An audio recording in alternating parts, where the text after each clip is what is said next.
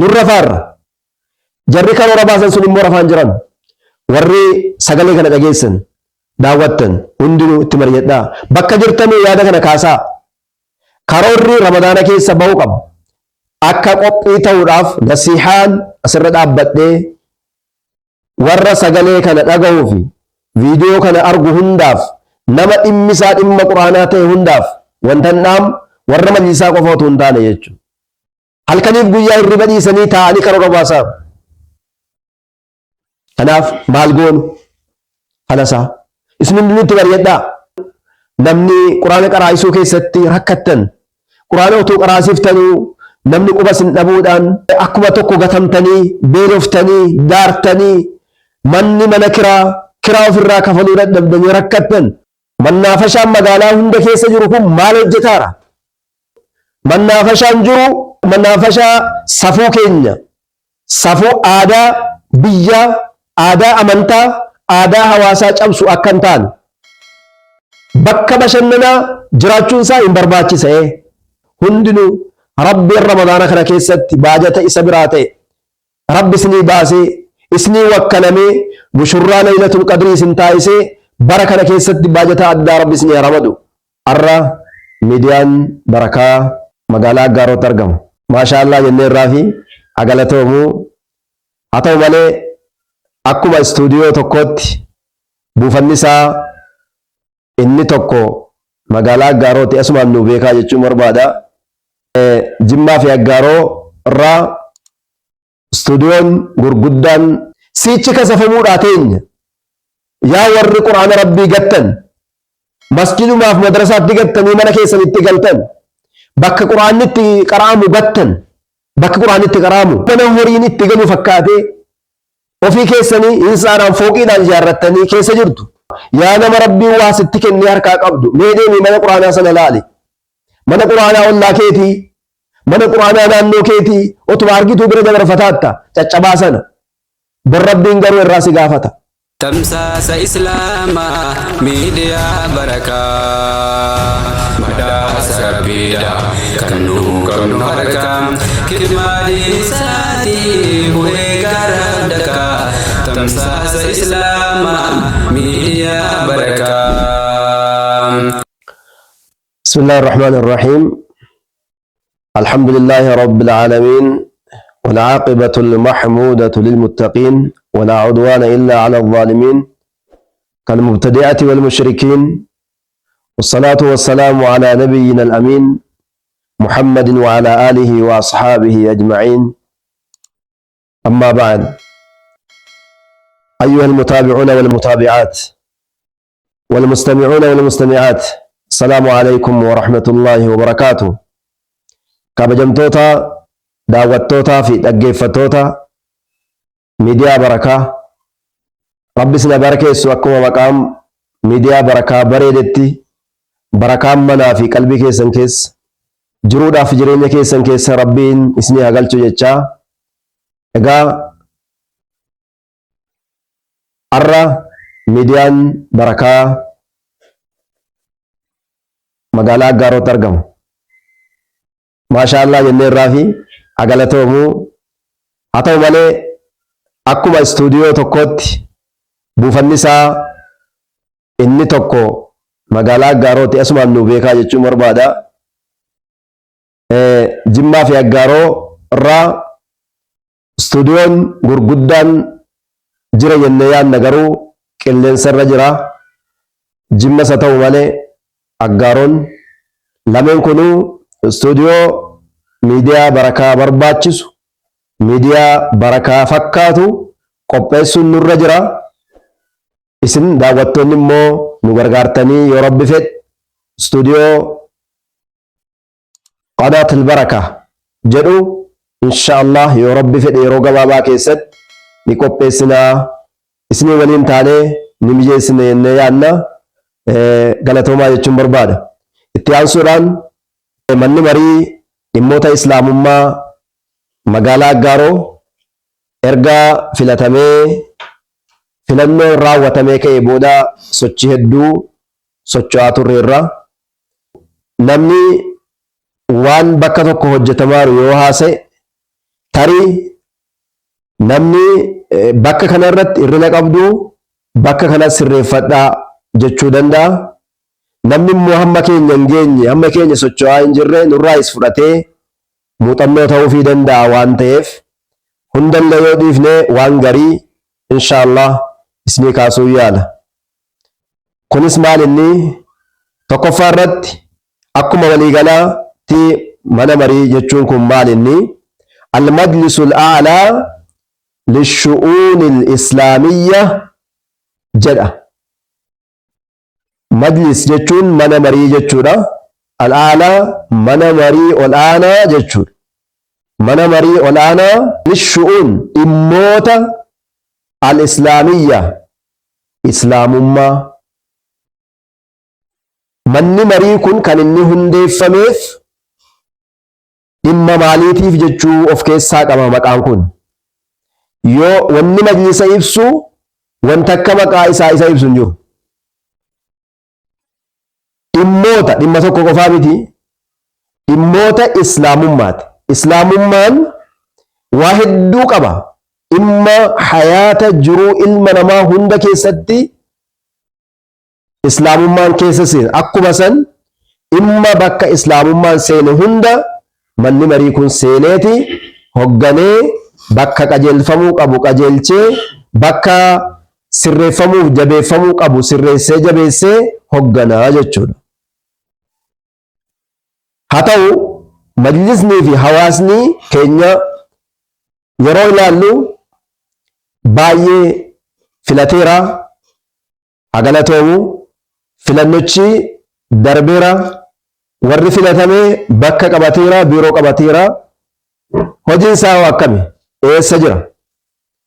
Hojiin isaa dhimma islaamaa erga ta'e dhimma tokko iyyuu miti dhimmoota waan ta'eef eessa jira eessa jirraa jennee anumtinii fi isin dhaggeeffatoonnii fi akkasuma warri dhimmoota islaamummaa keessatti filatame eessa jirraa isa jedhu of ilaaluun keenya dirqama. Dirqama. Hoggantoonni keenya olaanoon amma federaalaatti jiranus nu hogganuun jiraa dirqama. Ajaja hawaasa islaamaatii bu'aa qaba jedhanii yaadamu hundarratti ejjennoodhaan irratti hojjechuun dirqama. Akka qaawwaatti barnoonni, tarbiyaan, daawaan baay'ee laafee jira. Bakka hundatti kun akka magaalaa keenyaa qofa otoo hin taane bakka hundatti akkuma dhageenyuuf akka arginutti laafinatu jira. Laafina kana keessaa bahuudhaaf maal karoorfannee jirra? Karoorfatameera. Karoora sana irraa immoo maaltu raawwatamaara? Isa jedhu of laaluun nu hundinuu dirqama an ofii kootiifis isiniifis wannan dhaabu jechuudha. Kanaaf akka hawaasaatti dhimmi lama sadi murteessaadha. Tokko dhimma barnootaati. Dhimmi barnoota quraanaa, dhimmi barnoota shari'aa, amantaa yeroo hundaayyuu waan xiyyeeffannaa argachuu qabudha. Lammaffaa dhimma da'awaati. Barnoonni da'awaa yoo ta'e warri baratu kuni da'awaa sana fuudhee hawaasaan gahuun dirqamaa jechuudha. Inni sadaffaa da'awaa fi barnoota kana immoo wanni utubee bakkaan gahu almaal qabeenya. Qabeenyi hawaasni islaamaa bakka jirutti, majlisni islaamaa bakka jirutti, madaarisni islaamaa bakka jirutti qabeenya qabaatee waa lamaan darbisan qabeenyaan gonfamee waan silaa barbaadu san argatee daawaan adeemuu qabaa, barnoonni hoogganamuu qabaa jechuudha. Kun immoo majlisaan ta'a. Majlisatu qindeessa, majlisatu hordofa akkuma karoora isaatti karoora jira majlisaa gubbaarraa qabee hamma gadiitti karoorri jiru waa'ee barnootaa, waa'ee daawaa, waa'ee rakkoo biiznasaa, rakkoo faayinaansii sochii hunda keessatti rakkoo ta'ee jiru kana furuudhaaf hojjechuudha. Garuu namni wanni inni ta'uu qabu tokkoffaa irratti of argachuu qaba. namni majlisa jedhee filatame hundisaa of argachuu qaba. An eenyunni jedhee of beekuu qaba. Lammaffaa irratti wal argachuu qaba. Wal argachuu jechuun warri majlisa ta'ee filatamee masjidarraa hamma gandaa, gandarraa hamma aanaa, hamma magaalaa, magaalaarraa hamma kililii godina adeeme kun of argatee hawaasicha isa filate kana biratti socho'ee hawaasa isaatiif inni wal quba qabaatu qaba. Hawaasa isaatiif inni wal quba qabaachuu qaba. Yoo wal hin arganne, yoo of hin arganne, isa sadaffaatii cinqamnaan abadan kufaatii ta'a malee bakka ga'uu hin danda'u. Waa argachuu, inni sadaffaa waa argachuu. Faayinaansii jechuun faayinaansii ittiin socho'an, faayinaansii ittiin socho'amee kaapitaalli jiruu ilma namaa islaamummaa keessatti madaarisa ijaaruuf, masaajida ijaaruudhaaf, da'awaa kana galmaan ga'uuf, barnoota itti fufsiisuudhaaf inni kun dura namni baratuu fi barsiisaa wal argee, warri qindeessaanii fi qindeeffamaa wal argee, wajjin haasa'ee, wal fahamee, wal hubatee, ergas booda miila tokkoon, qaama tokkoon waa'ee qabeenyaatti deemuun ni barbaachisaa jedhee yaada akka kootti. Kanuma irra dhaabbachuudhaan yeroo darbee haala barnoota magaalaa keenyaa ilaalchisee hamma ta'e sochii godhaa turre. Sochii madarisa daawwachuu, madarasaa islaamaa ilaaluu, akkasuma ustaazotaan wal quunnamanii rakkoo jiru ilaalanii rakkoo jiru furuudhaaf daandii itti barbaadu adeemaa turre. Kuni yeroo ilaallu akkaataan madarasaan isuma keenya irra dhaabbannee haala madarasaa biyya keenyaa jiru itti ilaallu waa baay'ee akka barbaachisutu nutti mul'ata. Sheekiin quraanaa gatamaadha. Har'a shaayirri jara wanni jarri qabatanii deemaa jiran khayrukum man ta'allama al-qur'aana wa 'allama.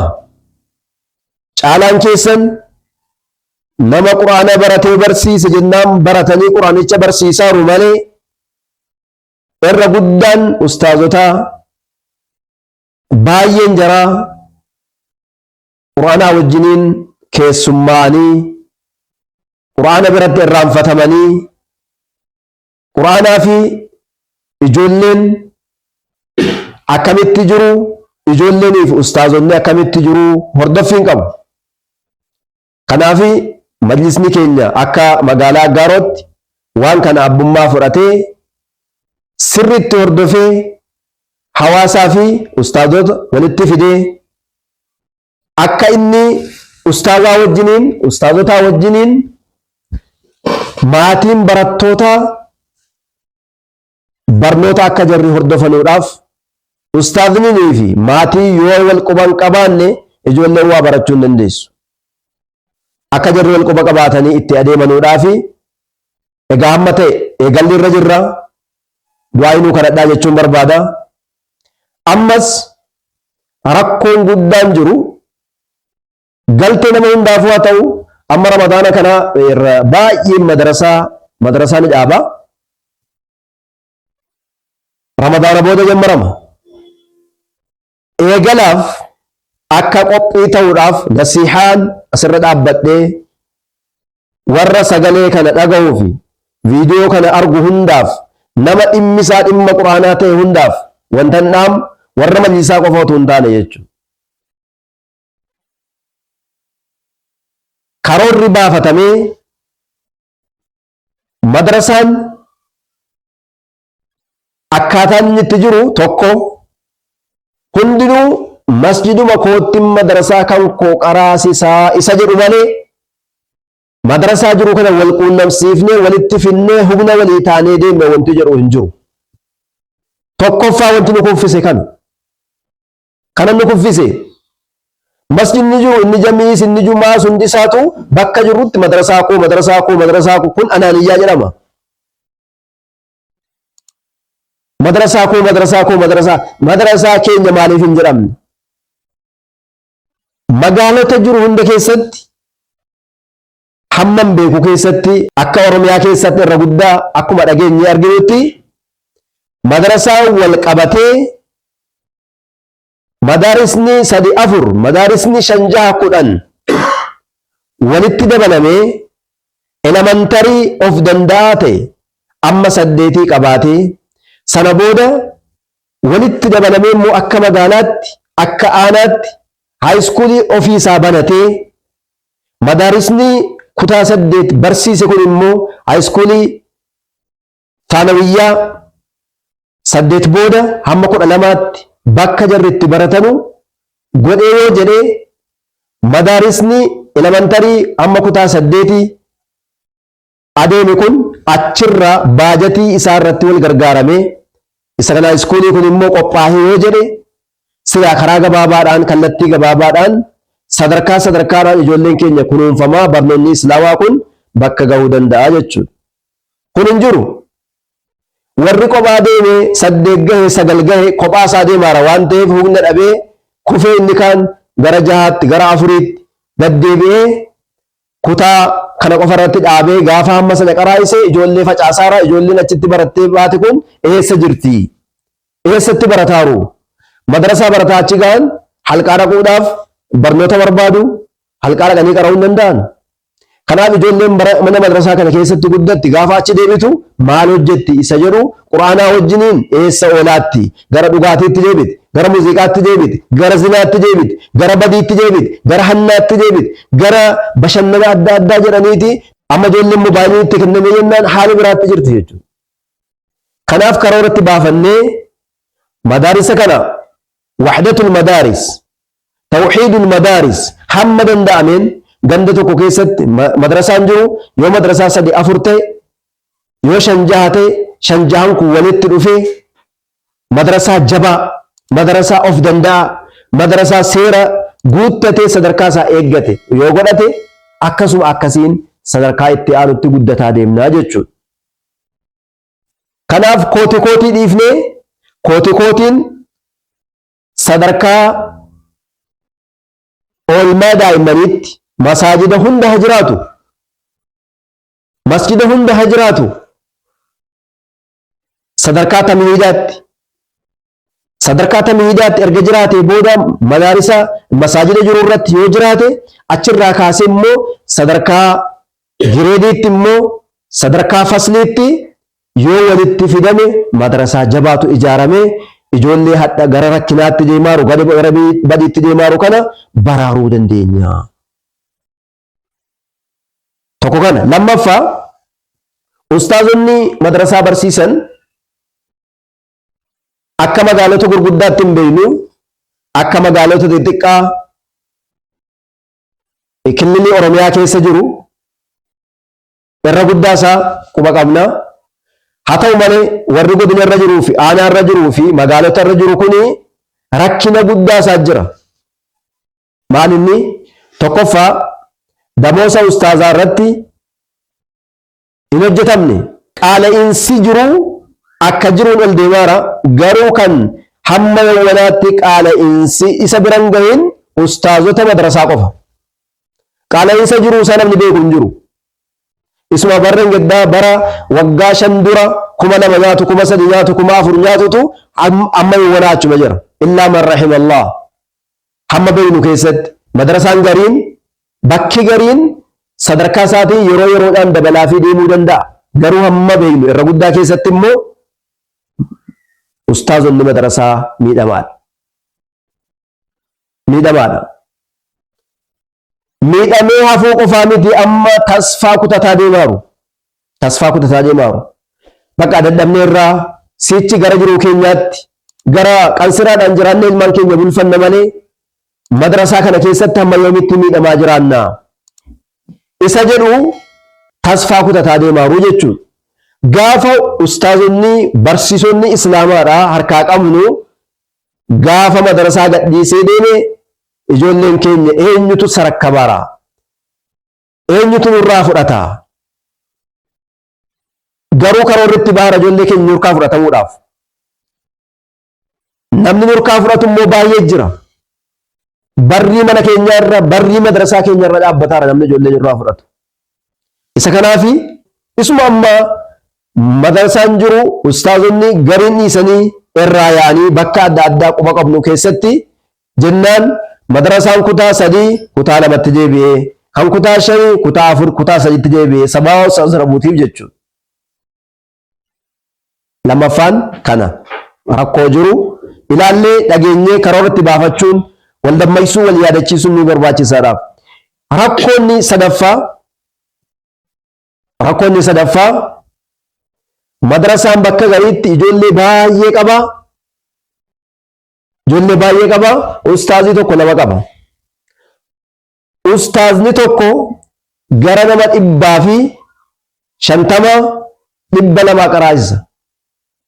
Biyyi fidee ijoolleetti naqee gala sheekiin ijoollee kanaa wajjin yoo hamma danda'an qaraasisanii akkaataan isaa kun mee akkamitti qaraasisa namni tokko nama 100 ol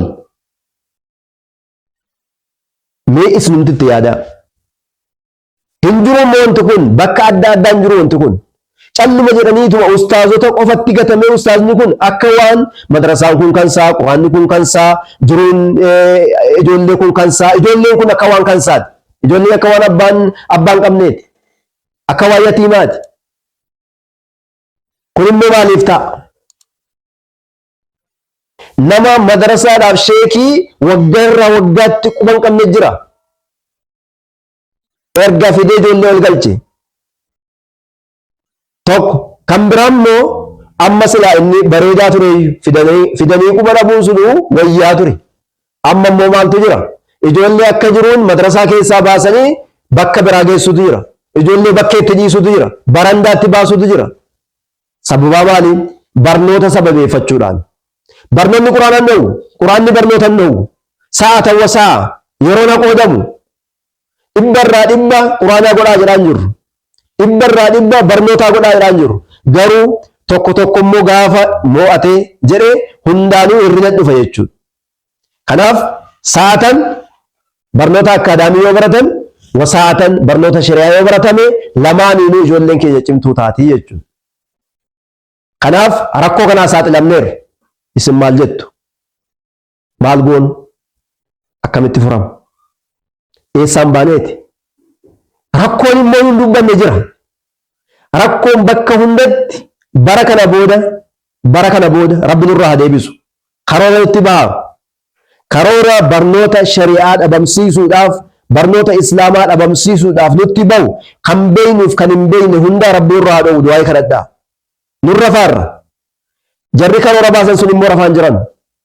Taaru warri halkaniif guyyaa hirriba dhiisanii taa'anii karoora baasaa. Kanaaf maal goonu? Falasaa. Isin hundinuu itti mari'adhaa. Warri sagalee kana dhageessan daawwattan hundinuu itti mari'adhaa. Bakka jirtanuu yaada kana kaasaa. Karoorri Ramadaana keessa ba'uu qaba. Damoosa ustaazii sirreessuudhaaf bara kana keessatti karoorri ba'ee baajamni olaanaan qabatamee ummatatti murteeffamee ummanni akkuma gibira mootummaatti isa kanaafis kafalee quraana barsiifachuun dirqama. Bakka qabeenya biraan qabu madrasaan qabeenya biraan qabu quraanni فهذا قرآن أنزلناه مبارك جاء رب سبحانه وتعالى حياتك يا قرآني هو الذي يشفع لنا يوم القيامة قرآن نيسا كان رسول ربي صلى الله عليه وسلم جدا اقرأوا القرآن فإنه يأتي يوم القيامة شفيئا لأصحابه قرآن قرأ دبسا قرآنكم بربويا قيامة رقاته رفا شفيعا جارسته رفا من قدوته رفا ركو كيسا اسم باسا غافنا من ركو كيسا نما باسو انجر رسن قرآن قرأ جدا قرآن يتقتم يتيمة إن قوم اتخذوا هذا القرآن مهجورا سيتشك سفموراتين يا ور قرآن ربي قتن مسجد ما في مدرسات قتن يمنا كيسا اتقلتن بك قرآن نتي قرآن قتن بك قرآن نتي قرآن أنا هورين اتقلوا فكاتي ofii keessanii insaanaan fooqiidhaan ijaarrattanii keessa jirtu.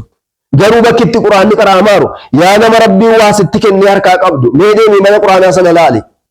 Mana quraanaa ollaa keetii, mana quraanaa naannoo keetii otuma argituu bira dabarfataatta caccabaa sana.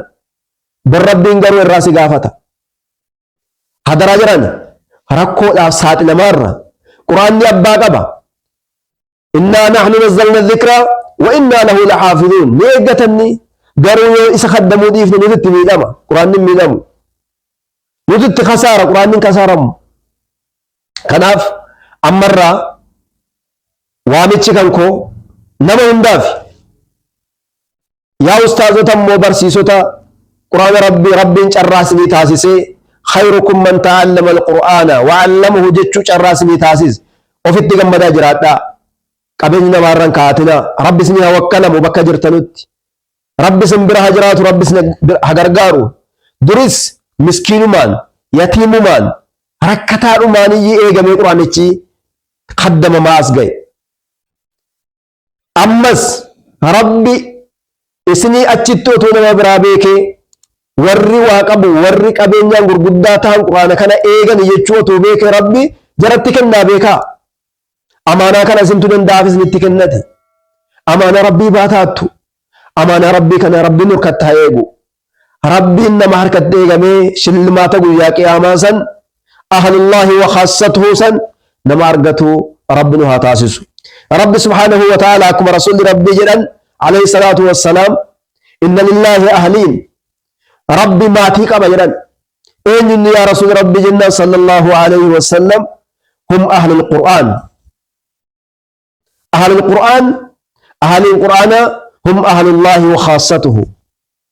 Isa sana niyyadhaasin homaa rabbi isin yaa wakkalamu namni quraana qaraa'isuu keessatti rakkattan quraana utuu qaraasiftanuu namni quba isin dhabuudhaan akkuma tokko gatamtanii beeloftanii daartanii manni mana kiraa ofirraa kafaluu dadhabdanii rakkattan hundinuu rabbiin ramadaana kana keessatti baajata isa biraa ta'e rabbi isinii baasee isinii wakkalamee mushurraa laylatul qadrii isin taasisee bara kana keessatti baajata addaa rabbi isin yaa ramadu. Quraanaaf dhaabbattanii rabbi isin yaa dhaabbatu. Kanaaf obboleeyyan kan koo insha Allahu ta'aalaa gama magaalaa Gaarootti yeroo as deebi'u waa'ee daawaa laalchisee ramadaana keessatti hamma danda'ameen daawaadhaa deemamuu qabaa jennee karoorsinee itti yaadnee hamma danda'ameen waa lama dirqama jennee kaa'an. Tokko imaamotiinii fi imaamotiin imaamni masjida kaanii masjida kaan dhaqee hamma danda'ameen wal ziyaaree wal dubbisee wal argee jama'aadhaaf du'aayis kadhatee da'awaas akka inni godhu kana yaan. Lammaffaa ustaazonni madrasaa keessa barsiisaa turan gara mihraabiitti ol dhufanii warri da'awaa gochuu danda'u da'awaa islaamummaa da'awaa tawxiida da'awaa shirkiirraa nama fageessu da'awaa bid'aarraa nama fageessu ustaazota wajjiniin walitti dabalamanii yeroo ammaa keessatti ummanni keenya rakkoo adda addaatiin saaxilamaara. Rakkoo wallaalumaa jira, rakkoo bid'aa jira, rakkoo shirkii jira, rakkoo ribaa jira, rakkoo zinaa jira. Kun hundi isaatu biroo dhabamee wanni rabbi arrabse hundi isaa wajjin jiraatamaara. Wanni rabbi faarse hundi isaa irraa fagaatamaara. Kanaaf haala jiru kana ilaallee sagantaa kana baafannee hamma danda'ameen ameera goonee haala tokko tokko itti adeemuudhaaf yaalaarra akka majlisaatti yoo rabbi fedhe waan bareedaa hojjenna jenneetuma yaanna. Rabbi nu haa gargaaru. Isinis du'aayinuu kadhadhaa, karoora cimaa baafadhaa, waliifis baafnee ofiifis baafannee ummata keenya kana ofii keenyaa of qajeelchinee of bareechinee ummata keenyaaf dhaabbannee ummata keenya fedhiin ummata keenyaa maal inni wanni fedhaaru kun waan shari'aadhaan barbaachisaa yoo ta'e sirriitti hamma dandeenyeen deeggarree guutuu fi wanni fedhaaru wanni barbaadaa immoo waan shari'aadhaan arrafamaa yoo ta'e irraa dhowwinee kallattii qabsiisuun dirqama keenya waan ta'eef jabaadhaa jabaannu jechuun barbaada. Da'awaan hafeera. Da'awaan hafeera. Da'awaan ergasii targiibumaaf tarhiiba haa ta'uu, wama ibiddaatiif jannataa haa ta'uu jedhamee isatti deebi'amee targiibaaf tarhiiba sana qofarra turame. Haa ta'u malee isnumtinuu immoo amma sababaa hawaasni waa'ee ibiddaa haasa'uu hin barbaanneef sheekii isaan kun immoo ibidda malee jannatan beekanuu waan hawaasni namaan jedhuuf sababaa fedhii hawaasaa jaalala hawaasaa barbaaduutiif wallaahi akkas wanni biraa tokko hin jiru jaalala hawaasaa barbaaduudhaaf sheekiin kun akkasitti waan akkasii nu gorsu malee waan akkasii nu gorsanu jedhee akka hawaasni gabbahee haasa'ee maqaa sheekii kanaa waan bareedaadhaan dubbatuudhaafi da'awaan fadlu tawxiid da'awaan sadarkaa tawxiidaa dhiifamee wadammu shirki wal bid'aa dhiifamee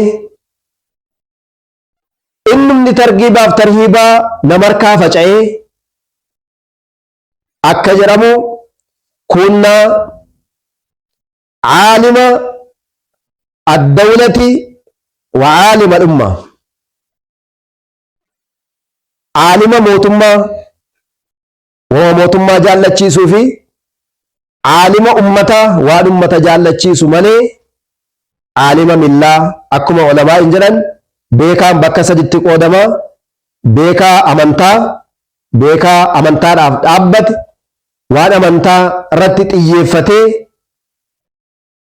dubbatuu fi barsiisu beekaa dawlaa mootummaa waan mootummaa malee waa biraa waan amantaa keessa galee amantaa mootummaatti fidee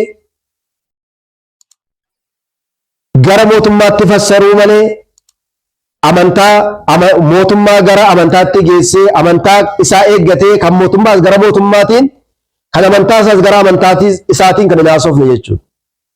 Inni sadaffaa caalimul ummaa beekaa ummataa wama ummata jaallachiisu qofa wama ummata kolfisiisu qofa yeroo hunda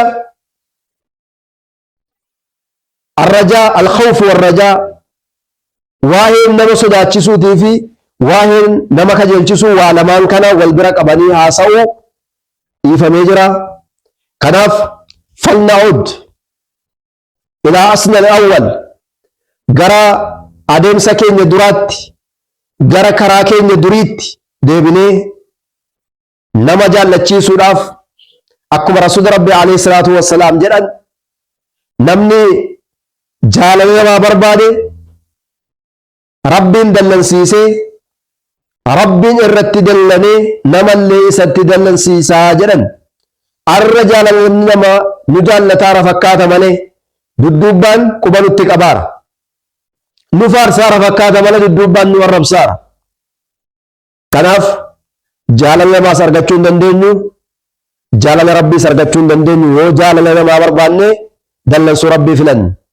Garuu namni dallansuu namaa dhiisee dallansuu rabbii sodaatee rabbiin jaallachiisee namni yoo barbaade natti aaru yoo barbaade narraa jaallatu yoo barbaade hajibbu namni jedhe immoo rabbiin ofii isaatii irraa jaallatee namallee jaallachiisaa jedhan rasuulli rabbii sallallahu alaihi wasallam. Kanaafuu bakka jirru gara haqiiqaa diiniitti deebinee isuma ramadaana kana keessaa mee katamaa jirtan ilaalaa gabbaatti halkan yeroo namni taraawihiidhaaf bahe durbii dargaggeessi taraawiha sababeeffachuudhaaf manaa gabbahee maalitti jira? Mannaafashaan magaalaa hunda keessa jiru kun maal hojjetaara?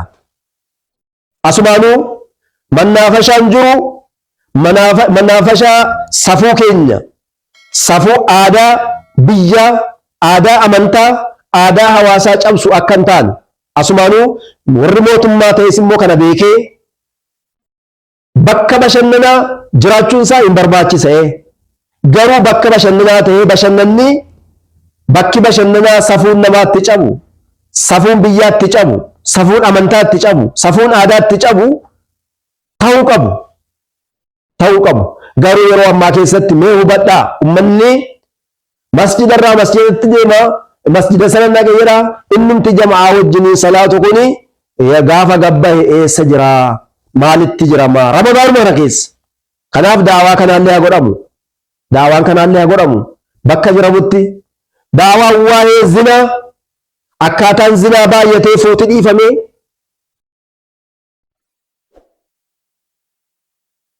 wanti silaa ajaan bareedaa ta'ee, wanti bareedaan ajaa ta'ee wal fuuchuun dhiifamee gara zinaatti deebi'ameera. Kanarraa rabbi nu haa xahaaru, rabbi nu haa baraaru. Akkuma rabbiin dubbate ظهر الفساد في البر والبحر mul'atee jira, hojjetamaa jira. Kanaaf kun immoo maaliin sirreeffama? bidda'wati ila Allah fasda' bima tu'mar wa a'rid 'anil jaahiliin.